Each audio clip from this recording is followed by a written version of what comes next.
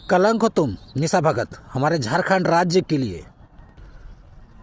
हमारे आदिवासियों भाई बंधुओं का ध्यान भटकाने के लिए जाति का मुद्दा उठा के बैठ गई।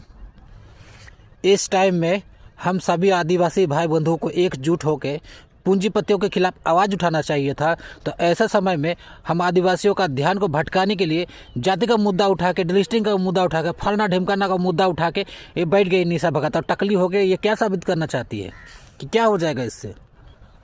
हम निशा भगत को बोलते हैं कि तुम हमारे झारखंड राज्य के लिए बहुत बड़ा कलंक हो। न तो तुम अपने जात का हो सके, ना अपने माँ बाप का, ना तुम आदिवासी वासी का कभी हो ही नहीं सकती तुम। और हम अपने आदिवासी भाई बंधुओं से बोलना चाहेंगे, ऐसा टकला टकली लोगों से दूर रहे भाई। क्योंकि जिस टाइम पर हमारे आदिवासी भाई बंधु लोग का ज़मीन को छीना जा रहा है, पूंजीपतियों को दिया जा रहा है, उस टाइम पर सब हम लोग एकजुट होकर उन पूंजीपतियों के खिलाफ हमें लड़ना चाहिए था। इस टाइम पे हमें निशा भगत जैसे लोग ध्यान से भटकाने के लिए जाति मुद्दा का उठा के बैठ गए हैं। कितना पैसा दिया निशा भगत तुमको ये पूंजीपति लोग, ये सब ध्यान भटकाने के लिए आदिवासी लोग का? हाँ, जो आदिवासी लोग ईसाई से दूसरे धर्म में कन्वर्ट है उनको तो तुम नहीं बोल रहे हो। हाँ, जो आदिवासी छोड़ के गैर धर्म में है, ईसाई को छोड़ के, उनके खिलाफ तो तुम कभी नहीं बोल रही हो। केवल एक समुदाय को टारगेट क्यों? और जिस टाइम पे हमें सब मिलके एकजुट होके इन पूंजीपतियों के खिलाफ बोलना चाहिए था, जो हमारे जल जंगल ज़मीन को छीना जा रहा है, ना कोई मुआवजा के, बिना कोई नोटिस का, बिना कोई कागजी का छीना जा रहा है। हमारे आदिवासी भाई बंधु लोग रो रहे हैं। उस टाइम पर उनके आवाज़ को उठाने छोड़ के तुम जाति का मुद्दा उठा कर बैठ गई। निशा भगत, झारखंड राज्य के लिए तुम कलंक हो। कितना पैसा दिया तुमको पूंजीपति लोग हम लोग का ध्यान को भटकाने के लिए और जाति में लड़ाने के लिए?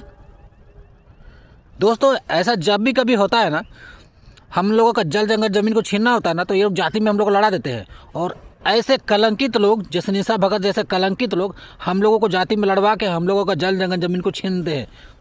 ये तो ना अपने समाज की हो सकती है, ना तो आदिवासी समाज की, कभी किसी भी समाज की नहीं हो सकती। जब अपना माँ बाप का नहीं हो रही है, उसका माँ बाप लोग ईसाई है, उसका नहीं हो रही, तो किसी समाज का क्या होगी? ये कितना पैसा खाई है सब पूछिए।